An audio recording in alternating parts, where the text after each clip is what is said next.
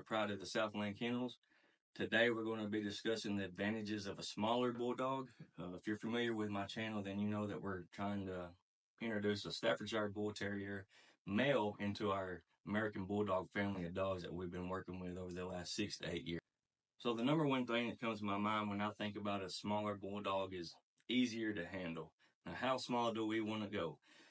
I prefer a bulldog in the 50-pound range, give or take a few. 45 pounds being on the small end on the females, 60 pounds being on the high end of the males. Now, the number one thing that comes to everyone else's minds is predators. In my area, the most common predators are coyotes and stray dogs. Our coyotes are reported to get to only 30 pounds, which I know is false. I've seen coyotes larger than that, but I have not seen coyotes in the 50 to 60 pound range. Stray dogs is another common occurrence with us, and the neighbors down the road, the neighbors on the back of our property, their dogs are typically larger than ours. Rottweilers, Bulldog mixes, things like that, German Shepherds. I just say number one thing to do with that is it's a numbers game. I always run my dogs in pairs, so 2 heartbeats versus 1's always an advantage no matter the size, if you ask me.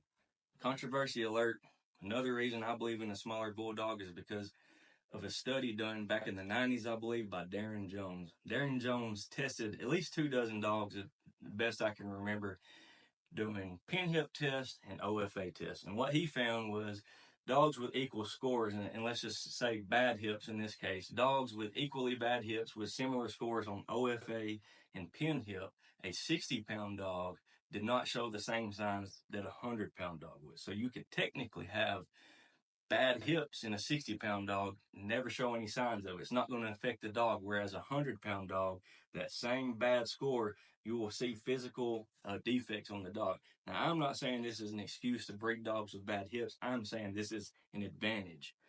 Any advantage that you can get in dog breeding, I believe that you need to take advantage of it. Correction, it was Matt Boyd, and it could be found in this American Bulldog Review magazine, this issue of November 1997, on page 40. It lists the 42 dogs and the weights and the hip scores of those dogs. So I just wanted to make a correction. It was not Darren Jones, it was Matt Boyd.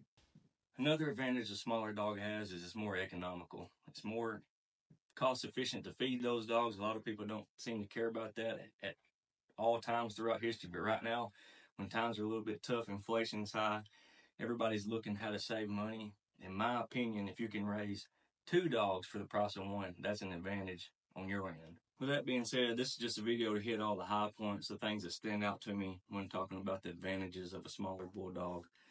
We always got to remember, though, it ain't the size of the dog in the fight, it's the size of the fight in the dog. And now that I said that out loud, all of you all of you cupcakes out there, I don't mean literal dog fighting, so don't hold that against me, but I am just saying, it ain't really the size of the dog, it's the size of the dog's heart. If a dog wants to do something and it's a little undersized, if it's more determined, it will still do that, and I've always believed in that. And that's where I'll end things today. So this is Daniel with Pride of the Southland Kennels. Until next time, thank you for watching.